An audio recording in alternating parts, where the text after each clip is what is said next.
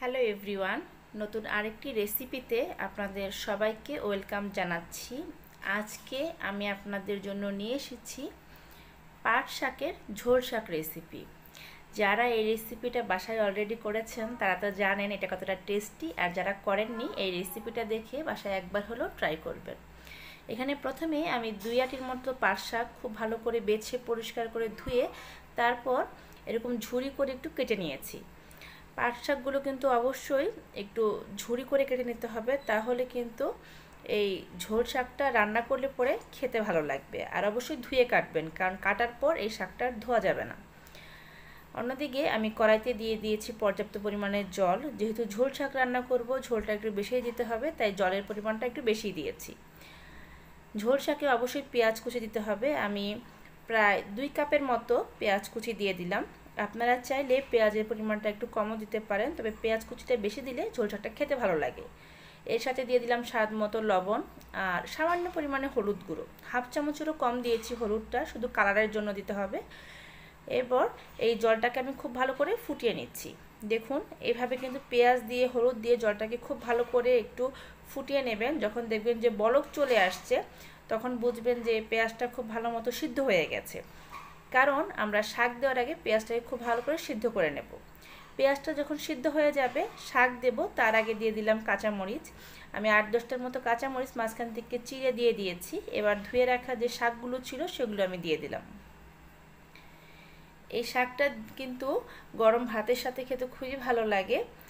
আমি আজকে চিংড়ি মাছ দিইনি, কিন্তু আপনারা চাইলে এই পাট শাকের যে ঝোল শাক আছে, এখানে কিন্তু কিছু কুচো চিংড়ি হালকা লবণ আর হলুদ দিয়ে ভেজে তারপর এই শাকে দিতে পারেন, সেটাও খেতে ভীষণ ভালো লাগে।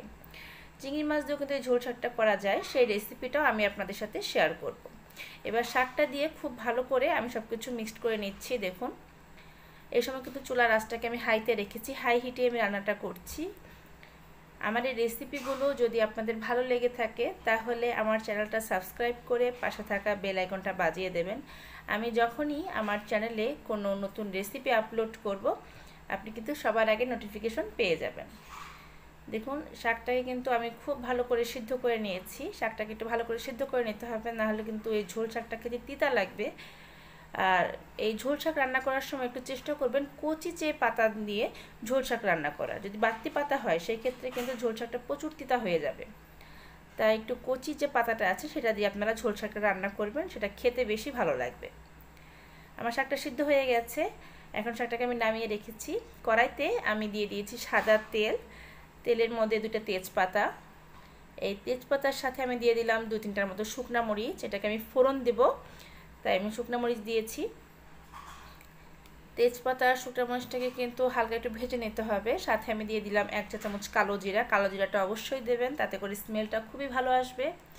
এবার সব কিছু আমি খুব ভালো করে একটু ভেজে নিয়েছি। ভেজে নিয়ে আমি যে শাকটা সিদ্ধ করে রেখেছিলাম সেটাই গরম তেলে আমি সম্বার দিয়ে দিয়েছি।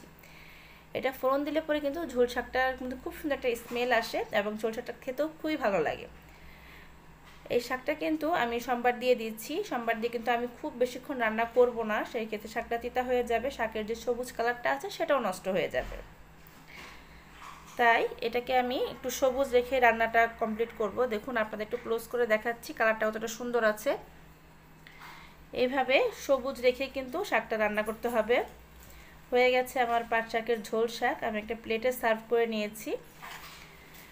আশা করছি এই সিম্পল রেসিপিটা আপনাদের ভালো লেগেছে। আবার ফিরবো একটা নতুন রেসিপি নিয়ে। সেই পর্যন্ত সবাই ভালো থাকবেন। ধন্যবাদ।